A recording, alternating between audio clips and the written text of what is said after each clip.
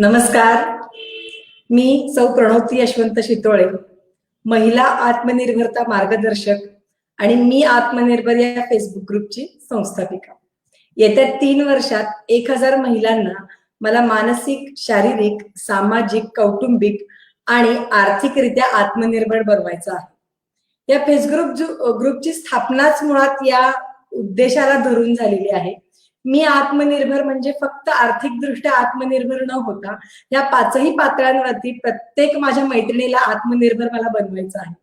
आणि म्हणूनच दर मंगळवारी 4 वाजता आपण आधुनिक युगातल्या हिरकणींना भेटतो.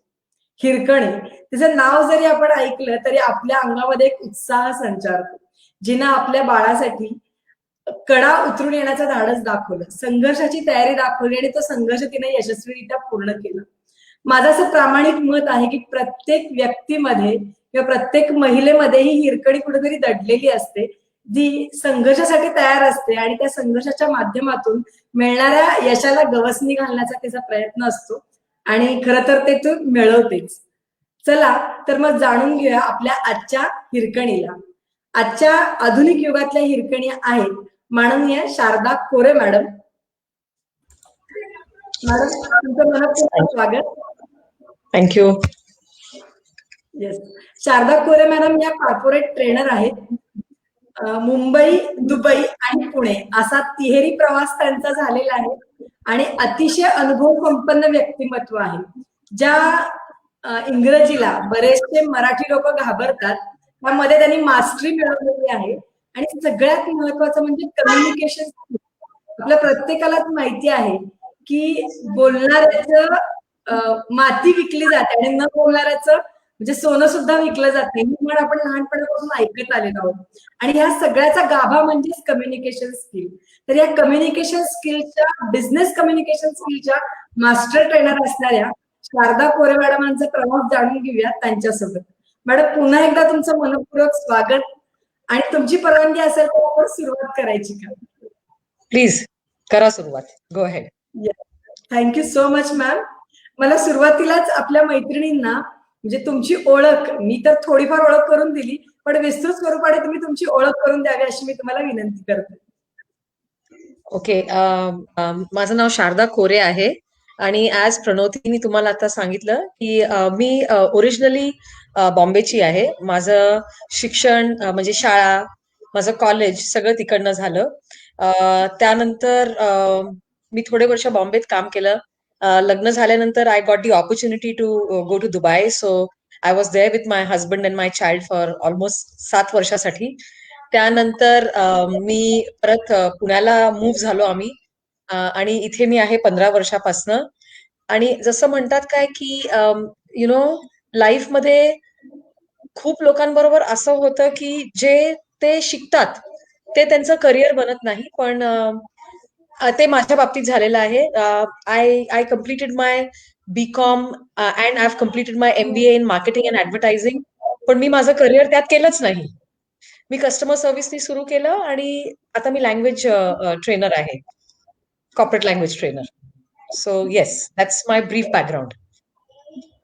नक्कीच. मला वाटतं मॅडम प्रत्येक महिलेचा म्हणजे प्रत्येक वुमनचा हे आहे की बाबा जे करिअर ठरवलंय, जनरली आपण कॅटेगराईज करतो त्यावेळेला की जे ठरवलंय आपण ते करत नाही, पण आपला ज्याच्यात इंटरेस्ट असतो ते आपण करतो. आणि मला वाटतं तो तुमचा इंटरेस्ट पॅशनेट एरिया होता आणि म्हणूनच त्या क्षेत्राकडे तुम्ही वळलाय. तरी मला हे जाणून घ्यायला आवडेल की ऍज अ करिअर म्हणून हेच क्षेत्र तुम्ही का निवडलं? ऍक्च्युली हे क्षेत्र बाय चान्स झालं. आणि जसं तुम्ही बोललात, मला लहानपणीपासून लँग्वेजेसची खूप आवड होती. माझ्या मैत्रिणी जेव्हा खेळायच्या रिसेसमध्ये तेव्हा मी माझ्या स्कूलच्या लायब्ररीमध्ये बसून स्टोरी बुक्स वाचायची. मला आणि I was an introvert. So having said that, त्यानंतर to do the kind of job I am doing where I have to show my side, the extrovert side of my personality was a little challenging in the beginning. But मी management शिकल्यामुळे पुण्याला आल्यावर इनलिंग्वा international language school मध्ये मला opportunity मिळाली त्यांच्या institute ला manage करायची अलॉंग विथ माय कलिग्स. तर मी त्यांच्या सगळ्यांचे शेड्यूल टीचर्सचे मॅनेज करायची, सगळे कॉर्पोरेट ट्रेनिंग त्यांचे प्लॅनिंग करायची त्यांचं, आणि सगळे स्टुडंट्स हँडल करायची आणि कोर्स हँडल करायची त्यांचे सगळे. तर मला एका ट्रेनरनी विचारलं की तुझे लँग्वेज स्किल्स एवढे चांगले आहेत, तू टीचर ट्रेनिंग अटेंड करून का नाही बघत? तर मी ते बाय चान्स अटेंड केलं आणि त्यानंतर मला कळलं की मला शिकायला खूप आवडेल, कारण मी शाळेत असतानाही आमच्या बिल्डिंगच्या लहान मुलांना इंग्लिश शिकवायची वा. As pocket money. आणि I look back and I said what I did for my pocket money is going to become my career now. And I started in 2005 and I'm still doing that. Great. Yes. म्हणजे bye coincidence तुम्ही ह्या क्षेत्रात आला असं म्हणायला काही हरकत नाही. आणि Yes. आल्यानंतर तुम्हाला एवढं पावलं की तुम्ही त्याच्यामध्येच करिअर करायचं असं ठरवलं.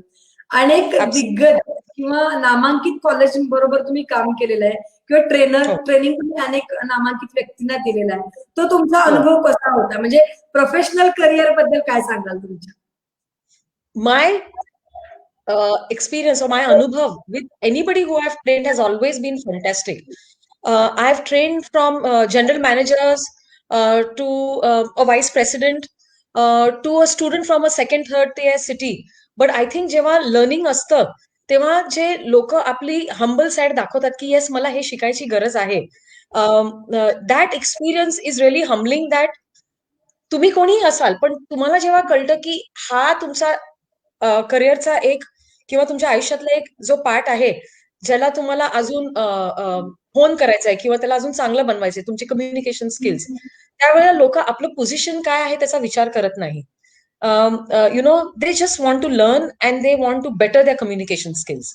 So my experience with everyone has always been very nice and very enriching. जसं तुम्ही म्हणाला की कम्युनिकेशन स्किल, आपण आता थोडंसं त्याच्यावरती फोकस करू, कारण communication skill core area of our personality असं म्हणायला काही हरकत नाहीये. कारण जसं आपण म्हणतो की बोलताना तोंड उघडल्यानंतर म्हणजे दिसायला जरी ती व्यक्ती अगदी छान असेल पण तू ज्यावेळेला बोलायला तोंड उघडते ना त्यावेळेला आपल्याला तिच्याबद्दलचं म्हणजे मत ठरवता येतं. So it's most important part of our personality. Communication skill बद्दल थोडंसं सांगा ना. I think it is not one of the most important, it is the most important part of anyone's professional career. मी तुम्हाला एक एक्झाम्पल देते. आम्ही IT training मध्ये खूप प्रोग्रामर्सना किंवा कोडर्सना ट्रेन करतो लँग्वेज स्किल्स मध्ये. आणि हे म्हणजे त्यांचं टेक्निकल नॉलेज त्या सब्जेक्ट बद्दल, किंवा तुम्ही एक कोड तयार करता किंवा तुम्ही एक अल्गोरिदम तयार करून एक प्रोग्राम बनवता, ते नॉलेज टॉप नॉच असतं. पण ज्या वेळेला त्यांना ते कम्युनिकेट करायचं असतं त्यांच्या क्लायंट्सला, कारण आपले इंडियाचे आयटी कंपनीज भरपूर बाहेरच्या कंट्रीज बरोबर काम करतात आणि कॉमन प्लॅटफॉर्म जो आहे लँग्वेजचा तो आहे इंग्लिश. तुमचं टेक्निकल नॉलेज 1 to 10च्या स्केलमध्ये 10 on 10 असेल, पण तुम्ही ते नॉलेज जर एक्सप्रेस नाही करू शकलात कॉमन प्लॅटफॉर्मवर विच इज इंग्लिश, तर तुमच्या करिअरला ते खूप डेट्रिमेंटल असणार. म्हणजे फॉर एक्झाम्पल, प्रत्येक वेळेला जेव्हा तुम्ही एक प्रोग्रामर हायर करतात, फॉर एक्झाम्पल एक ऑस्ट्रेलियन कंपनी किंवा युरोपियन कंपनी किंवा अमेरिकन कंपनी, ते तुमचा वेब इंटरव्ह्यू करतात आणि मग तुम्ही त्यांच्यासाठी ते सॉफ्टवेअर क्रिएट करता. पण त्या वेब इंटरव्ह्यू मध्ये जर तुम्ही पास नाही झालात, जिथे लँग्वेज स्किल्स इम्पॉर्टंट आहे, तर तुम्हाला तो प्रोजेक्ट मिळत नाही. मग you are just an employee who is coding for your company, आणि तुमची जी व्हर्टिकल ग्रोथ असते ऑर्गनायझेशन मध्ये, from just an executive to a team leader to a manager, ती स्टॉप होते. तुम्ही फक्त टेक्निकल प्रोग्रामर राहता. इतकं इम्पॉर्टंट आहे तुमचं language skill. So technical knowledge and communication go hand in hand. That's how important it is. नक्कीच. आणि as you rightly pointed out Pranoti in the beginning, that if you are able to speak, तुम्ही मातीही विकू शकाल, पण तुम्हाला जर बोलायला येणार नाही तर तुम्ही सोनंही विकू शकणार नाही. And I think that is a fabulous example. नक्कीच. आणि म्हणजे जसं तुम्ही कम्युनिकेशन स्किल बद्दल सांगितलं की टेक्निकल नॉलेज आहे, पण ते आपल्याला कसं प्रेझेंट करायचं हे जर माहिती नसेल तर ते स्किल कुठंतरी छुप राहिलं जातं. म्हणजे काय म्हणतो आपण, ते कशाच्या तरी आत राहिलं जातं. जर आपण ते व्यवस्थित प्रेझेंट करू शकतो तरच त्या टेक्निकल स्किलचा किंवा कुठल्याही स्किलचा आपल्याला फायदा होऊ शकतो, आपल्यालाही आणि समाजाला. सो मला इथं हा फरक थोडंसं जाणून घ्यायला आवडेल की बेसिक कम्युनिकेशन स्किल आणि बिझनेस कम्युनिकेशन स्किल यामध्ये काय फरक आहे? आता आपण जे दोघी बोलतो इथे किंवा आपले जे बाकी ऑडियन्स आहेत ते एकमेकांबरोबर ते बेसिक कम्युनिकेशन केलंय. म्हणजे रोजच्या लाईफमध्ये जे आपण एकमेकांबरोबर बोलतो ती कुठलीही लँग्वेज असो, पण आपण हीच लँग्वेज किंवा ही स्टाईल ऑफ स्पीकिंग बिझनेसमध्ये नाही वापरू शकत. ओके. तुम्ही तुमच्या मैत्रिणींबरोबर जे बोलता किंवा घरी आई वडिलांबरोबर, मुला मुलींबरोबर, सासू सासऱ्यांबरोबर बोलता, ती लँग्वेज वेगळी. पण the moment you meet your client, आपण जे लँग्वेज, जो आपला टोन, जे आपली व्होकॅब्युलरी आपण चूज करतो, ती वेगळी असते. आणि दॅट इज बिझनेस कम्युनिकेशन. आपण जास्त पोलाईट असतो, आपण जास्त फॉर्मल असतो, आपण आहो जाहो बोलतो, घरी आपण अरे तुरे बोलतो. ओके. आपण जास्त आपला टोन सॉफ्ट आणि प्रेझेंटेबल ठेवतो. आपण आपला आवाज चढवून किंवा घरी आपण रागाने कोणाबरोबर बोलू, त्या पद्धतीने जे बोलू, ते बिझनेस कम्युनिकेशन मध्ये तसं नसतं. It is a different end of the spectrum. म्हणजे एक टोक आणि दुसरं टोक ते आहे. एक साधं कम्युनिकेशन आणि दुसरं टोक आहे तुमचं बिझनेस कम्युनिकेशन. आणि ह्या दोन्हीमध्ये खूप फरक आहे. म्हणजे तुमचा बेस कम्युनिकेशन हा पाहिजे तुम्हाला. म्हणजे बेसिक इंग्लिश स्किल लागणार तुम्हाला. पण त्याला दुसऱ्या लेवलला नेऊन ते बिझनेसमध्ये त्याला चेंज करणं is the skill that you have to acquire. बरोबर.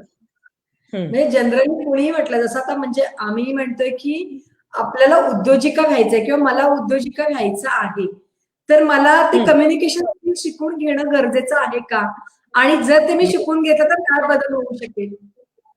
डेफिनेटली शिकून घेणं. आणि तुमच्या लाईफमध्ये तुम्हाला जर वाटत असेल की बापरे, आता माझं हे एज आहे, ह्या एज मध्ये मी कुठे शिकू, पण असं नाही आहे. There is no age to learning. Okay. There is never a bad time. Any time is a good time to learn something new. Okay. आणि any time is a good time to challenge your brain. Okay. So now is the time. If you think की ही skill तुमच्यासाठी असेन्शियल आहे, तर तुम्ही करा. In fact आजच्या जमान्यात जर चला तुम्हाला वेळ नसेल कुठे जाऊन क्लासेस मध्ये एनरोल करायची, तुमच्याकडे तेवढी इन्व्हेस्टमेंट करायला फायनान्स नसेल, तर युट्यूबवर इतके व्हिडिओज आहेत की कसं बोलावं, कसं काय करावं. तुम्ही कुठल्या तरी नेटिव्ह स्पीकरचा व्हिडिओ बघा. ओके. मी इंडियन तुम्हाला नाही रेकमेंड करणार, पण जे ब्रिटिश काउन्सिलचे आहेत, जे केम्ब्रिजचे व्हिडिओज आहेत, छोटे छोटे व्हिडिओ असतात, ते तुम्ही बघा. मुलांचे जे शो असतात ना, कार्टून शोज इंग्लिशमध्ये, ते तुम्ही बघा. आणि तुम्ही बघा तुमच्या लँग्वेजमध्ये किती फरक पडेल. जरा थोडं जरी कानावर पडलं ना, तरी तुमची व्होकॅब्युलरी बिल्ड होईल ती. आणि घरी छोट्या मुलांबरोबर जरी इंग्लिशमध्ये बोलत किंवा त्यांची एखादी स्टोरी बुक वाचलीत, तरीही तुमच्या लँग्वेजमध्ये भर पडते. नक्कीच. म्हणजे आपण आपल्या रेग्युलर रुटीन मध्ये जर थोडाफार बदल केला, तर आपल्याला त्या येस, मास्टरी नाही, पण त्यातलं नॉलेज आपल्याला गेन करता येईल, जे येस, कुठल्या लँग्वेज येस, बद्दल आपल्याला माहिती घ्यायची आहे येस, किंवा येस, कम्युनिकेशन स्किल आपल्याला शिकायचं असेल तर. फार येस. छान सांगितलं तुम्ही. जसं मी मगाशी म्हणाले की मला उद्योजिका व्हायचंय, तर मला हे शिकून घ्यायचं आहे. आणि हो. कोणताही व्यवसाय त्यातल्या दोन महत्वाच्या गोष्टी असतात, एक कस्टमर हं, सर्व्हिस आणि दुसरं ह्युमन रिसोर्सेस. आणि हं. मला वाटतं तिथे कम्युनिकेशन स्किल जास्त कामी येतं किंवा त्याचा जास्त उपयोग होतो. तर या खूप मुद्द्याविषयी जास्त. थोडं इलॅबोरेट करून सांगा ना. ओके. मी ऍक्च्युली दोन्ही डिपार्टमेंटमध्ये काम केलेलं आहे. इनलिंग्वामध्ये मी ह्युमन रिसोर्सेस मध्ये होती. आणि जेव्हा माझा पहिला जॉब मी केला मॅक्सटच, आता मॅक्सटच वोडाफोनमध्ये चेंज झालेला आहे, तिथे जे मी शिकली importance of business communication and importance of customer service, that actually build a very strong foundation for my career. Okay. तिथे 2 ते 3 वर्षात आम्हाला जे सांगितलं गेलं की समोरचा जेव्हा फोन करतो आपल्याला किंवा एक कस्टमर आपल्याला जेव्हा ऑफिसमध्ये भेटायला येतो, त्याच्या फोन बरोबर प्रॉब्लेम असू शकतो, बिलिंगमध्ये प्रॉब्लेम असू शकतो. तुम्ही कसं हँडल करायचं आणि तुमच्या कंपनीचं इम्प्रेशन तुम्ही टॉपला कसं ठेवायचं हे आम्हाला शिकवलं गेलं होतं. तुमच्या कस्टमरनी तुमच्यावर कितीही, त्याची जरी चूक असली आणि त्यांनी कितीही रागवलं, तरी तुमचा टोन हा ऑलवेज पोलाइट पाहिजे. ओके. तुमची जरी चूक नसली किंवा तुमची ऑर्गनायझेशनची जरी चूक नसली, तरी तुम्ही अपॉलॉजाइज करून त्यांना जो प्रॉब्लेम असून तो सॉल्व्ह करणे हा इम्पॉर्टंट आहे. कारण का, जर तुमच्या कस्टमर मधला त्यांना एकही बॅड एक्सपिरियन्स आला तुमच्या प्रॉडक्ट बद्दल किंवा तुमच्या ऑर्गनायझेशन बद्दल, तर जे तुमची नेगेटिव्ह पब्लिसिटी असते ती इतकी रॅपिडली ट्रॅव्हल करते की तुम्हाला ते रेप्युटेशन बिल्ड करायला पुन्हा वेळ लागतो. So yes, the key is patience. म्हणजे आता त्याला मराठीमध्ये पेशन्सला काय म्हणतात तुम्ही? सहनशक्ती. हा, सहनशक्ती ती भरपूर हवे जेव्हा तुम्ही कुठल्याही कस्टमर बरोबर किंवा कुठलाही तुम्ही बिझनेस डील करता तेव्हा समोरच्या बरोबर पेशंट राहणे इज व्हेरी इम्पॉर्टंट. आणि always being polite, that is the key to be successful in customer service. बरोबर. येस. आणि ह्युमन रिसोर्सला आपल्याला ज्यावेळेला म्हणजे हे झालं आपलं थर्ड पार्टी बद्दल, पण ज्यावेळेला आपण ऍज अ टीम काम करत असतो त्यावेळेला टीम मध्ये रिलेशनशिप बिल्डिंग असेल किंवा त्यावेळेचं कम्युनिकेशन कशा प्रकारचं असलं पाहिजे? सी, प्रत्येक वेळेला आपण जेव्हा टीम मध्ये काम करतो तेव्हा सगळ्यांबरोबर आपलं मत जुळत नाही. सगळ्यांची आपले आपले पर्सनल ओपिनियन असतात. But then you have to come to the same understanding in order to make a successful decision. तर ह्युमन रिसोर्सेस मध्ये आम्ही जेव्हा रिक्रूट करायचो, आम्ही टीचर्सना रिक्रूट करायचं. मग त्यावर किती कॉमनली तुम्ही काही अग्री करता त्याच्यावरनं तो डिसिजन आम्ही बनवायचो की हे क्वालिटीज आहेत त्यांच्यामध्ये, हे नाही आहेत. मग जे सगळ्यात जास्त कॉमन ओपिनियन्स मिळतात त्यावर आम्ही बेस्ट डिसिजन करायचो आणि मग त्यापैकी ट्रेनर्सला हायर करायचं. आमचं प्रायमरी स्किल, आमचं डिसिजन मेकिंग फॅक्टर मेन होता की लँग्वेज स्किल्स आणि त्या टीचरचा ऍटिट्यूड. तुमचा ऍटिट्यूड खूप इम्पॉर्टंट आहे. म्हणजे तुम्ही कसं अप्रोच करता. जस्ट बिकॉज तुमचं कम्युनिकेशन स्किल चांगलं आहे ह्याचा अर्थ तुम्ही ॲरोगंट होऊन समोरच्या स्टुडंट कडनं ओव्हर एक्सपेक्ट करणं चुकीचं आहे. Humility is the key. आणि when I think of humility, the only person that comes to my mind is Sachin Tendulkar. म्हणजे he is great but he is always humble. Okay, he doesn't he doesn't think he's bigger than the game. He's always made sure that the game is bigger than him. Okay, and I think that attitude is extremely important. Okay, humility is extremely important. So that is the key quality we look for, or I used to look for when we used to make a hiring decision in HR. मस्त. आणि Yes. महत्वाचंच म्हणजे दोन्हीही, म्हणजे तुम्ही जे उदाहरण दिलं ते तरी अतिशय मोठं उदाहरण होतं. आणि हे दोन्ही गुण प्रत्येक व्यक्तीमध्ये असणं फार गरजेचं आहे. ऍटलिस्ट ज्यावेळेला आपण कम्युनिकेशन करतो त्यावेळेला तर आपल्याला ते अधोरेखित करून वापरावे लागतात. फार छान Yes. सांगितलं मॅडम तुम्ही. आता थोडस महिलांच्या विषयाविषयी, म्हणजे महिलांच्या व्यावसायिक कम्युनिकेशन स्किल विषयी आपण बोलू. कारण आपण बघतोय की बऱ्याचशा महिला आता नोकरी करतायत, व्यवसाय करतायत, पण कम्युनिकेशन स्किल मध्ये काही फरक आपल्याला जाणवतो का? आणि जाणवत नसेल किंवा असेल तर त्याला काय कारण असतील किंवा त्याच्यावरती काय उपाय केले पाहिजेत असं वाटतंय तुम्हाला? जसं मी तुम्हाला सांगितलं की तुम्हाला जर वाटतं की तुमचं प्रॉडक्ट एका पर्टिक्युलर मार्केटसाठी आहे जिथे फॉर एक्झाम्पल एक पर्टिक्युलर लँग्वेज स्किल लागते, तर थोडा वेळ काढून त्याच्यात टाइम इन्व्हेस्ट करून ते शिकणं इज इम्पॉर्टंट. ओके, तुम्ही जेव्हा कम्युनिकेट करता तेव्हा तुमचे जे पर्सनल प्रॉब्लेम्स असतात किंवा तुमच्या डोक्यात जे चाललं असतं ते तुम्ही बाजूला ठेवून, ओके, 100% फोकस ती जी पर्टिक्युलर प्रोफेशनल ऍक्टिव्हिटी तुम्ही करतात त्याच्यावर देणं is important. Okay, okay. So what you have to do is listen. काही इन्स्पिरेशनल लेडीज असतात फॉर इन्स्टन्स ज्या बिझनेस करतायत, छोट्या पासून स्टार्ट करून आता खूप त्यांनी त्यांचा एम्पायर वाढवलेला आहे. त्यांचे स्ट्रगल्स काय होते ते जर तुम्ही थोडे ऐकलेत किंवा त्यांनी कसे ऑब्स्टिकल्स ओव्हरकम केले त्याच्यावर तुम्ही जर थोडं रिसर्च केलात तर that will definitely help you succeed in your business. Okay. Yes. म्हणजे प्रॅक्टिकल एक्सपिरियन्स आणि प्लस आपण नॉलेज गेन करून आपलं जे काही आपल्याला करायचं आहे, म्हणजे व्यवसायाचं कम्युनिकेशन सुधारायचं ते आपण सुधारू शकतो. तरी काही Yes. थोडं टिप्स तुम्ही देऊ शकाल का महिला उद्योजकांना किंवा महिला व्यावसायिकांना की त्यांनी त्यांचं कम्युनिकेशन कसं अपग्रेड केलं पाहिजे किंवा कसं सातत्यानं शिकत राहिलं पाहिजे? ओके, कुठल्याही कम्युनिकेशनचा पहिला ऍस्पेक्ट आहे लिसनिंग स्किल्स. ओके, तर तुम्ही तुमचे लिसनिंग स्किल्स बेटर करा. ओके, छोटे छोटे काहीतरी इंग्लिशमध्ये कोणाची स्पीच असेल एकदम बेसिक ती ऐकायला सुरू करा.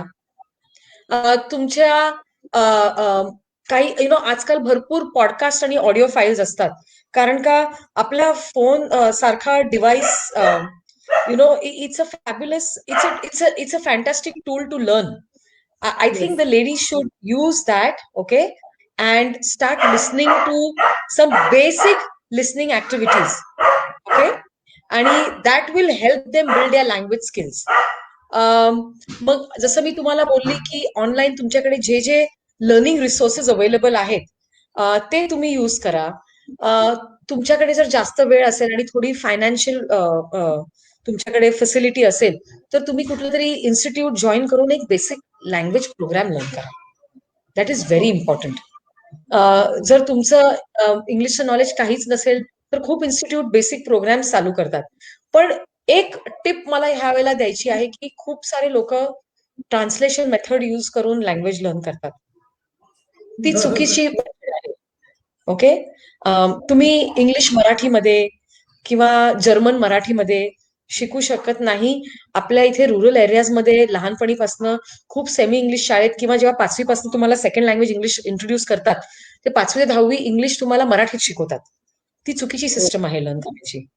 इंग्लिश हे इंग्लिशमध्येच शिकलं पाहिजे, न ट्रान्सलेट करता. असं कुठलं इन्स्टिट्यूट जे आहे जे तुम्हाला ती फॅसिलिटी देत आहे जिथे तुम्ही झिरो ट्रान्सलेशन करा. थोडा त्रास होतो लर्न करताना पण तुमच्या ते डोक्यात बरोबर बसतं आणि it will really help U S the language. Okay. Good. And I'm speaking from experience because we've always taught English in English. We have not taught English in Hindi or Marathi just because that's your mother tongue. आणि मला वाटतं ह्याचा definitely फायदा होईल कारण सातत्यानं तेच आपण शिकत आलेलो आहोत. म्हणजे अगदी मला माझ्या लहानपणापासून आठवतंय की बाबा आपण इंग्लिश हे मराठी बदणार का तर समजण्यासाठी आपण ते तसं शिकत आलेलो आहोत. पण त्यामुळे Absolutely. इंग्लिश पक्की जी व्हायला पाहिजे आपण म्हणतोय ती पक्की झालेलीच नाही. कधीच नाही. आणि कसं होतं परीक्षेपुरतं मग तेवढा लँग्वेजचा अभ्यास होतो आपण तो आन्सर मग करतो कारण आपली इंडियन एज्युकेशन सिस्टम इज ओका आणि गोका घोका आणि ओका. ते आपण पेपरमध्ये लिहून येतो. मग फार छान मार्क्स मिळाले आपल्याला वाटतं की आपलं इंग्लिश फार चांगलं आहे पण तसं नाही आहे. रोज वापरात पाहिजे लँग्वेज ती. Listening is extremely important. तुम्ही रेडिओ मिर्ची सारखा प्रोग्राम पण ऐकू शकतात which is a mix of Hindi Marathi and English. Okay. So there are lot of meanings that you can learn to understand the language better. But language learning is an ongoing process. It goes on all your life. I learn something new every day, even at this age and despite having all these years of experience. So असं तुम्ही कधीच बोलू शकत नाही की आता मला भाषा आली. तसं नाही आहे.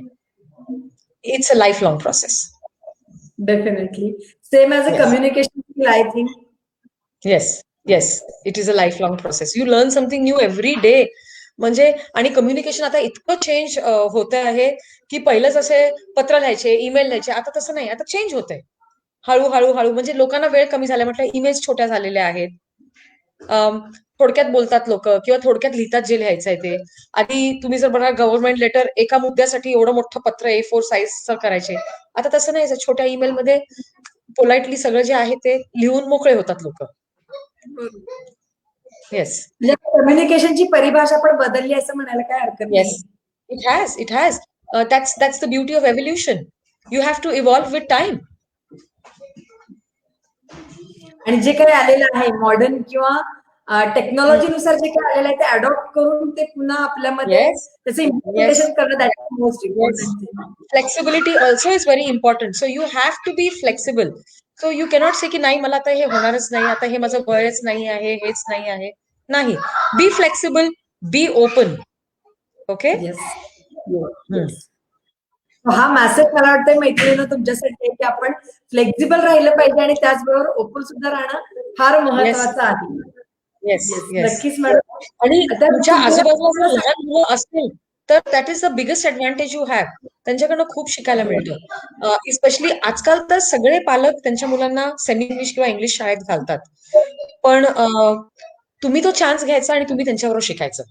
ते जेव्हा लँग्वेज आता ऑनलाईन शाळा असते टीचर ऑनलाईन शिकवतात. बसा की मुलांबरोबर तुम्ही शिका त्यांच्याबरोबर English. Good chance to learn the language. Yes. नक्कीच. या पूर्ण तुमच्या जर्नीमध्ये मॅडम तुम्हाला बरेचसे अवॉर्ड्स मिळालेले आहेत. पण त्यातल्या 2 अवॉर्ड्स बद्दल मला स्पेशली जाणून घ्यायचंय. पहिलं significant achiever and best quality performance award आणि दुसरं कमिटमेंट अवॉर्ड. या दोन्ही अवॉर्ड्स बद्दल थोडीशी माहिती. ओके, हे अवॉर्ड्स मला माझ्या कंपनी म्हणजे जेव्हा माझा कस्टमर सर्व्हिसचा बॅकग्राऊंड होता, त्यावेळेला मला मॅक्सटेचमध्ये हे मिळालेले आहेत. तर आमच्या इथे लाईक आय सेड की कस्टमर इंटरफेस आयदर फोनवर किंवा इन पर्सन असायचा. आणि त्यावेळेला आमचे मॅनेजर्स किंवा टीम लीडर्स रॅन्डमली कॉलमध्ये तुमच्या लॉग इन करून ऐकतात. क्वालिटी चेक असते सारखी. तर असे क्वालिटी चेक दर एक दोन दिवसाला रॅन्डमली सगळ्यांबरोबर व्हायचे. मग त्या क्वालिटी चेक्स मध्ये अख्खा वर्ष जेव्हा तुमचा कम्प्लीट होतो आणि आपली अप्रेझल जेव्हा होते, 1 वर्षाची अॅन्युअल अप्रेझल, त्यामध्ये मॅक्सिमम पॉइंट्स ज्यांना मिळतात किंवा मॅक्सिमम कॉल्स ज्यांनी एका पर्टिक्युलर प्रोटोकॉल फॉलो करून हँडल केलेले आहेत, त्यांना हे अवॉर्ड दिले जातात. आणि ते अवॉर्ड्स तेव्हा मला मिळाले होते फॉर बेस्ट कस्टमर सर्व्हिस आणि सिग्निफिकंट अचिव्हर. पहिला जॉब प्लस म्हणजे प्रेशर भरपूर असायचं, पण I understood that if I have to grow in life, I have to make sure I follow certain rules and regulations. And I did that, and those were the awards that I received. So, yes, sheer hard work is all I can say, and patience. That is the most important thing I think.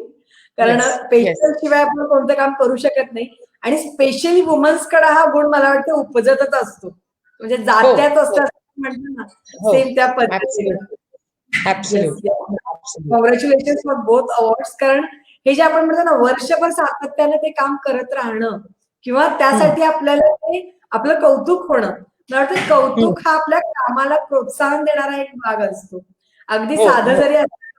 आणि प्रत्येक महिला कुठे ना कुठे त्या कौतुकासाठी आसुसलेली असते. Yes, अगदी घरात absolutely. होणारं कौतुक असेल किंवा Hmm. बिझनेसमध्ये प्रोफेशन मध्ये होणारं कौतुक असेल. तर असे काही Yes. प्रसंग जर तुमचे असतील तर तुम्ही शेअर कराल का? वेल, म्हणजे तुम्हाला अप्रिशिएट करणं किंवा मी सिम्बायसिस मध्ये जिथे काम करते तिथे आम्हाला प्रत्येक प्रोग्राम झाला की स्टुडंटचा फीडबॅक असतो. फीडबॅक फॉर्म दिला जातो प्रत्येक स्टुडंटला आणि ते त्याच्यात फीडबॅक लिहितात. आणि मग जे कोऑर्डिनेटर आहेत, स्टुडंट टीचर कोऑर्डिनेटर, ते फीडबॅक टीचर्स बरोबर शेअर करतात. आणि त्यात जे स्टुडंट्स लिहितात आणि ते जे म्हणतात की इंग्लिश शिकल्यामुळे किंवा ते क्लास अटेंड करण्यामुळे त्यांच्या ज्या लाईफमध्ये चेंज झालेला आहे, तो जेव्हा चेंज ते तुम्हाला ॲट्रिब्यूट करतात आणि अप्रिशिएट करतात for the efforts you took to bring that change in your life, I think is the biggest achievement for a teacher. So that award may not be seen as a trophy, but I think the feedback that your students give you and when they write something on paper um, uh, is extremely rewarding. So yes, for the last 15 years, since I've been working as a teacher, I must say I've had a great journey, and the appreciation that I've received from my students have been my biggest rewards. म्हणजे प्रत्येक शिक्षकाची गोष्ट असते. कारण आपण एक Yes, पिढी, प्रत्येक शिक्षक किंवा ट्रेनर आताच्या याच्यामध्ये आपण म्हणू, एक पिढी घडवण्याचं काम आपल्या मार्फत होतं. आधी असं yes. होतं की बाबा ते एक ठराविक वयोगट असायचा. पण आता Hmm. जसं तंत्रज्ञान बदललंय, टेक्नॉलॉजी बदललीये, तसं असं वयोगट नाही राहिलेला. पण वेगळ्या वेगळ्या कॅटेगरीनुसार विद्यार्थी आपल्याकडे येतात. त्यांना Yes. स्किल नॉलेज हवंय ते अक्वायर करतात आणि Huh. त्यांच्या करिअरमध्ये, प्रोफेशनमध्ये, व्यवसायामध्ये ते ग्रो करतात. आणि मला वाटतं Yes. त्यावेळेला ते ग्रो होतात, त्यावेळेला तुमचं समाधान किंवा तुमच्याकडे Yes. त्यांनी केलं तुमचं अप्रिसिएशन, दॅट इज Oh. म्हणजे काय म्हणतात, त्याला व्हॅल्यू नाहीये. अनमोल आहे असं म्हटलं तरी चालेल. Yes, yes, yes, yes, totally. म्हणजे खूप सारे स्टुडंट्स सेकंड आणि थर्ड टियर सिटीमधनं असतात आणि it is extremely humbling to see that की त्यांच्याकडे काहीच नसतं. आमच्याकडे जे अॅन्युअल प्रोग्राम्स असतात, इयर लॉंग डिप्लोमा, त्याची फी अराउंड 20,000 असते. तर खूप सारे स्टुडंट्स त्या अमाऊंटचा लोन काढून क्लासेस जॉईन करतात आणि they put in a lot of hard work. Okay. आणि they really try to learn the language so that that language can help them grow in life, because mostly farmer community मधनं हे students आलेले असतात. So yes, it is really humbling to see that they realise की ह्याची importance इतकी आहे की हे कम्युनिकेशन स्किल्स जर हे शिकले नाहीत तर पुढे त्यांच्या लाईफमध्ये त्यांना ग्रो होता येणार नाही. So yes, it is humbling to see. आणि आमच्याकडे नुसतं इंडियामधनं नाही, अफगाणिस्तानमधनं पण बऱ्यापैकी स्टुडंट्स येतात. I mean, we all know the background of Afghanistan. It's a war torn country. But it is amazing how these girls and boys want to learn the language so that they can make their lives better. त्यांना माहिती आहे की this is the key for them to grow and give themselves a better life. So yes, that is very important. Yes ma'am. आणि it's true also. कारण काय होतं की बऱ्याच वेळेला तुम्ही आता म्हणजे परदेशातल्या विद्यार्थ्यांचं सांगितलं उदाहरण, दॅट इज ऑल्सो इम्पॉर्टंट. पण ज्या ग्रामीण Yes. भागातल्या लोकांविषयी तुम्ही बोलताय किंवा विद्यार्थ्यांच्या विषयी स्पेशली तुम्ही बोलताय, दॅट इज मोस्ट इम्पॉर्टंट. कारण त्यांना त्याचं महत्व कळालेलं असतं. अरे वा. हो हो. सॉरी, एक सेकंड. एक सेकंड. मुलांनी जरा आत सोडला त्याला. सॉरी. Okay okay okay. त्यांना ह्याचं महत्व कळालेलं असतं आणि त्याची जिद्द असते की मला काही करून लँग्वेज स्किल असेल किंवा कम्युनिकेशन स्किल असेल हे शिकायचं आणि माझ्या करिअरमध्ये मला ग्रो करायचं.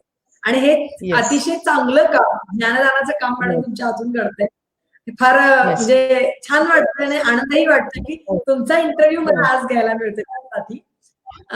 भरपूर काही ऐकायचं आहे, ऐकण्यासारखं बरंच काही आहे, पण वेळेची Yes. मर्यादा असल्यामुळे आपल्याला आपली मुलाखत हो. म्हणजे समोरापकडे घेऊन यावी लागते. सो शेवटी मी तुम्हाला हो. आपल्या महिलांसाठी किंवा महिला उद्योजकांसाठी तुम्ही काय मेसेज द्याल? Keep learning. Learning shouldn't stop.